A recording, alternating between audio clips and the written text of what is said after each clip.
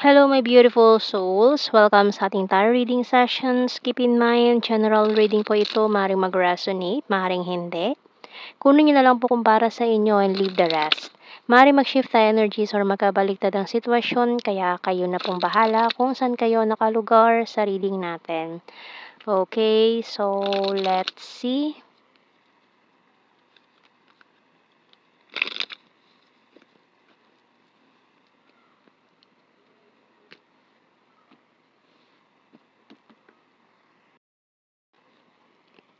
We have here the Eight of Pentacles and the Seven of Pentacles. Oh. Devil. Six of Cups. Five of Cups. Uy. Five of Swords. Ace of Cups. And the Four of Swords. Bottom card is the Ace of Wands. Two aces. Four of Swords. 5, 5, 1, 1. 7 and 8. Okay, so someone here, maring Capricorn energy, crying over you, nagsisisi siya na ngayon na secretly waiting tong taong to. Hinihintay ka niya. This person is missing you. And ikaw kasi is healing, nasa healing process ka na eh. Parang you want to forget na itong taong ito dahil sa mga conflicts nyo, pag-aaway, pagtatalo in the past, pero itong taong to, obsessed pa rin yung energy niya sa'yo with the Five of Cups and the Devil. So, hihingi to ng second chance, or kung hindi ka papayag sa second chance na hinihingi niya, forgiveness. So, we have here, clear cognizance by Archangel Ariel. Pay attention to thoughts and ideas that come to you as they are answered prayers. So, maaring secretly, subconsciously, hinihiling mo na mangyari to. Pero parang iba sa inyo, in denial, parang pinapakita nyo na hindi na ako naghihintay sa taong to. Pero deep inside, you're still waiting din. Parehas kayo. Naghihintayan. Tingnan natin. Parang may mga defensive. Ay, hindi naman totoo na hinihintay ko siya. Pero deep inside, oo nga, gusto ko din siya makita ulit. Gusto ko siyang, basta. Ayan, tingnan natin. We have here the shoes, target, perfume, 3, coffee, and healing crystals. So, mukhang may mga madedelayed na naman ang healing process dito kasi may mga comeback na mangyayari. May mga balikan na mangyayari. Magnet. Eto kasi feel nyo na naman tong magnetic full na ito. Naghihilahan na naman kayo. So, tingnan natin sa ating mga messages here, the Hidden Truth Oracle cards. Dami na naman mga naghihilahan dito. Pretending na hindi nila nararamdaman yun. Parang nagmamanhid-manhidan. Ganyan, ini-ignore. Parang tinitiis yung nararamdaman. It was my fault, but I blamed you. I wonder if you're happy without me. I replay our conversations over and over. Pero tingnan mo naman, tinitiis ang isa't isa, pero kitang-kita naman yung, alam mo yun, sumisingaw, nagsusumigaw yung feelings, pero pilit na tinatago, mga ganyan. Sometimes I stay awake thinking about you, pero hindi daw iniisip, pero lagi namang iniisip, yung mga ganyan. Grateful for the spiritual lesson. I know that I crossed the line with you. I hide behind material things. You speak to me through music and I look for you everywhere. So parang, hindi ko naman hinahanap yun. Ayoko na sa kanya. Pero hinahanap-hanap naman. Naku po. Yung baga, sala sa init, sala sa lamig. Diba? Maraming ganyan. Pakunwari effect na, ay, hindi ko na iniisip yun. Pero deep inside, iniisip ko pa rin yun. Sinong guilty dyan? Ayan, may mga natamaan dyan. So, tingnan natin.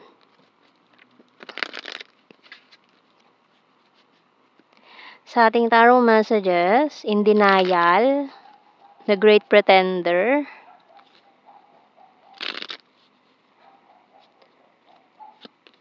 I regret rejecting you. Can't sleep thinking of you all night long. Ayan no, mahal pa rin eh. So in love with you. We're compatible to each other. Ayan no, talaga naman. Namimiss na nyo na ang isa't isa. Tinitiis nyo. I love your humor. I want commitment. My intuition choose you. The struggle is real. So, ayan na nga, no? Tinitiis nyo ang isa't isa eh. Nagtitiisan kayo.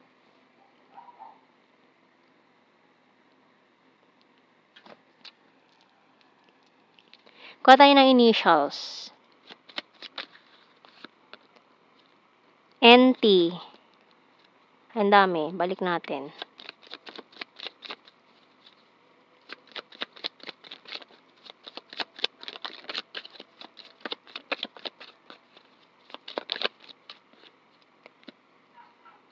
PNT, Z, F, U, H, C.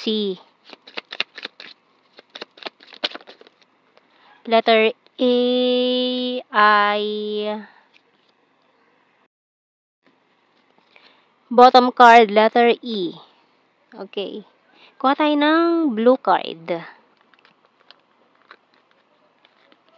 Past life lover. So, marami na kayong past life na pinagdaanan nitong taon to. No strings attached. And reminiscing. So, ayan, reminiscing the past.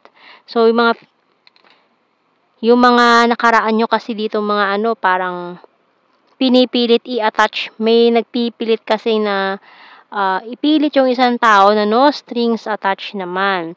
So, ito, pinipigilan nyo yung feelings ninyo doon sa taong para sa inyo. And, inisip siguro na ayun siguro yung tamang desisyon. Parang sa sitwasyon, kasi ang hirap ng sitwasyon. Kaya parang may pumili ng maling tao or may natali sa isang sitwasyon na they are not happy or may natali sa isang tao na maling tao pala. No strings attached. Pero, kaya pinipigilan niya yung tunay niya nararamdaman. Kasi iniisip nyo, mali. Parang connection is mali. Mali na mahalin mo yung taong yun kasi may karelasyon, mga ganyang bagay. And, tingnan natin. General signs and messages. Kasi parang may mga nag-start dito sa mali eh. Parang mali itong relasyon natin, mali itong connection na to. Kailangan natin maghiwalay.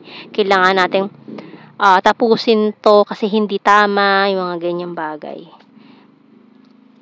Pero once na may mga maayos na mga sitwasyon, kung maaayos, di ba? Lalo na kung divine counterpart mo to with the shoes. Siya yung partner, divine counterpart. With this 3, so ang dami nyo ng past life na pinagdaanan nitong taong ito. Ngayon pa ba kayo susuko? So, we have here number 3. Selfie-holic, water sign, Cancer, Scorpio, Pisces, creepy stalker, ayan. Beach, food lover, number 7, amazing, party animal. Number 10, earth sign, Taurus, Virgo, Capricorn. Number 8, quiet person, January, gorgeous, caring, high expectations, December, perfect smile, July, flower, attractive, nature lover, Virgo, trustworthy, flower farm, Scorpio, national capital region, future lover, Libra, smart, long distance. Number 4, overthinker. Number 2, vulnerable. 5, confusing. May mga confused energy kaya parang may mga iwasan or na may napili na maling tao na hindi naman pala nila gusto or parang napilitan lang. Ganun. Para kasi may napilitan dito. Napiliin yung isang tao na, ayan, karmic pala. So, ayun. Yun nga, may natali kasi sa karmic relationship na maling relasyon or maling connection. Kumbaga, kung no strings attached sila nung taong yun, nagkabuhol-buhol na naman yung mga red strings na yan, kaya mali na naman ang mga tracing, na mali na naman ng pinuntahan, na mali na naman ang pinili, mga ganyan. So, ngayon, sinasaayos na mga bagay-bagay kapag naayos na yung mga mali, na itama na ang mali. Kasi pag mali, wag nang panindigan, no? Ayusin, wag yung, ay, mali yung ginawa ko, so paninindigan ko na to. Ay, 'di ba? So ganun kasi yung iba eh. Once na mali yung ginawa nila, paninindigan na nila. Pwede namang ayusin, 'di ba? So paninindigan mo pa yung mali. Ayusin mo na lang para masaya, char. 'Di ba? So para hindi kayo nagsisisihan diyan sa huli. Ayusin na lang ang mga bagay-bagay, 'di ba? So 'yan ang ating reading. Thank you for watching. Take care and God bless. See you in our next reading, guys. Bye-bye.